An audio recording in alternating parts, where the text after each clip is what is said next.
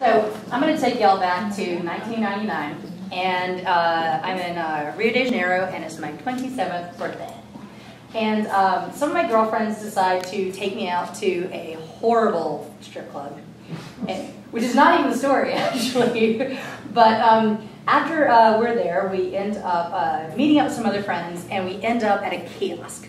And the kiosk was always a kiss of death for me because they were right on the beach, so you're in a beautiful location, and they serve all night.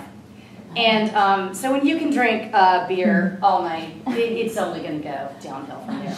So we decide that we are going to go to the Copacabana Palace and play pool. Have any of y'all heard of the Copacabana Palace? It's this one of the most iconic and famous hotels in South America. Everybody from Marilyn Monroe to Madonna, or Michael Jackson to Princess Diana, Rita Hayworth. I mean, it's just this pampered, luxurious place. The movie Flying to Rio in 1933 was filmed there. It's just a very, very swank hotel in Rio de Janeiro. And we decided we're going to go play pool there in the wee hours of the morning. And we go there, and I'm not sure how this quite came to pass, but we didn't end up playing pool. We ended up in the pool, naked. And so we're splashing around, and I decide that I'm just going to swim laps naked. And the entire staff is out, making the whole place, nice and pretty for the guests that are actually going to be up in an hour or so. And but that's the thing about Rio that I loved, is that they're not prudish. They just kind of let us have our fun, and they didn't question us. They just let us splash around. And actually, with the guy that was cleaning up the deck, as I was doing laps, he would just kind of follow along next to me, sweeping along. And so they were pretty cool about that. And so then, after putting on our clothes later, we noticed that the restaurant is putting out their abundant breakfast buffet. So we decide to take the imposition even further and go fill our plates. And so, this is the youth and bravery and, just, when you have your birthday and you just feel like you can and should do anything. Birthday entitlement. I has it. And so we go and we fill up our plates, we sit down and, just eating up our food. And I have the gall to send it off for ketchup. I mean, here I have, I swam in their pool, and I'm taking their food and I'm asking for service. And so, we heard somewhere along the way that, the guests that stay there, they get their breakfast for free. So, we're just regular gringos that happen to be there eating our food. We even had some Brasileiros with us. So, we're just, we're guests of the hotel.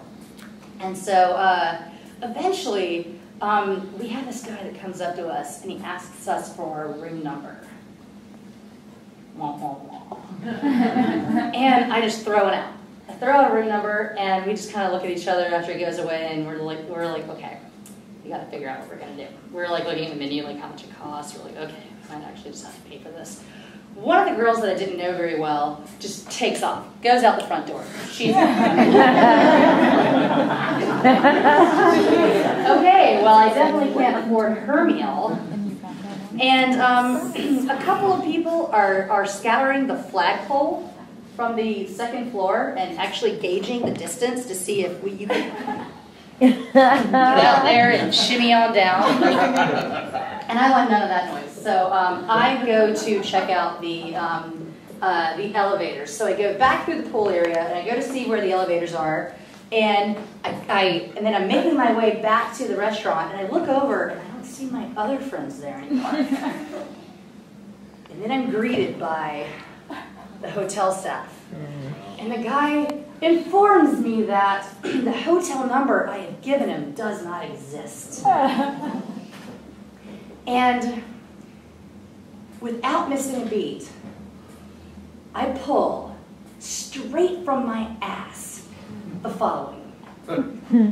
Well, you see, it's a very complicated situation.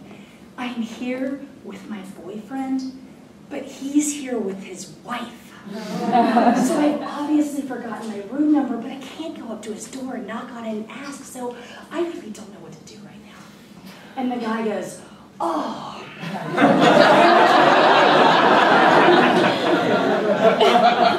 Apparently he's heard this a million times. He fully understands the complexity of the situation. And apparently it's quite normal for husbands to come into nice hotels with their wives and have their mistresses stay right down the hall. Apparently this is quite normal. He goes, we can handle this very delicately. All we need is the man's name. Richard Anderson. Okay, he goes to check.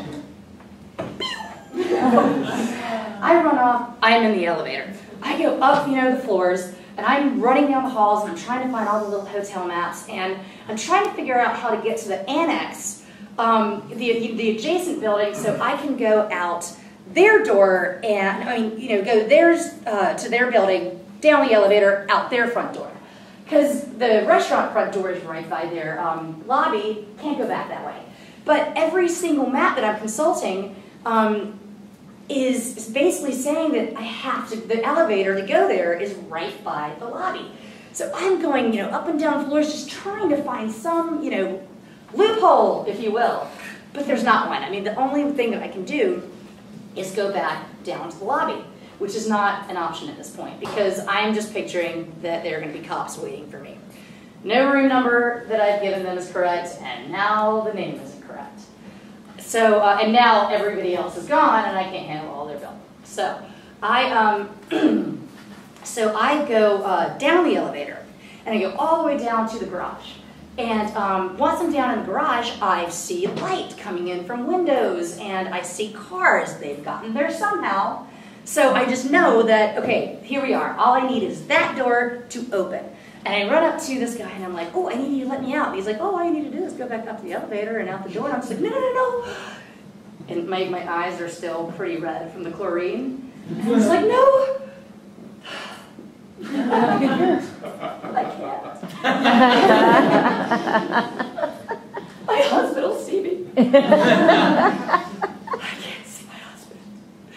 And I am giving just like television novella performances here. It's a different story every time I run into somebody. Which is funny because at this point in my life, I hate lying. I mean, I would much rather just be like, look, I screwed up, what can I do to make it better? But at the time, I'm thinking that there's going to be cops at the lobby, and I don't want to go to a jail in West Rio de Janeiro. Yeah. So I'm just like, and the great thing is that with my moderate Portuguese at the time, I can't really go into detail, so what's implied is that much better. So he's like wondering, like, oh my God, my abusive husband, what is he doing to me? How is he hurting me? So I'm just like, I'm just telling him I can't go up there. I can't.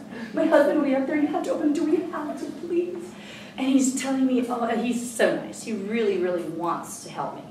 But he doesn't have the keys. He can't do it. But he said he would be more than happy to go with me and protect me.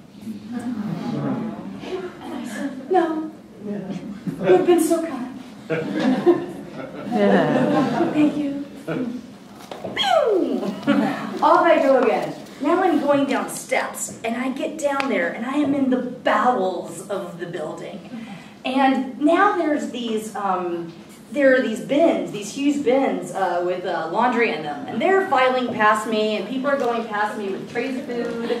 People are getting room service. People are waking up. I'm wet and a mad woman, and pretty drunk, running down the halls trying to find a way out. And I keep asking people how I can get out, and they're just like, "You shouldn't be down here. You need to, go back up to the top." And I'm just like, my husband.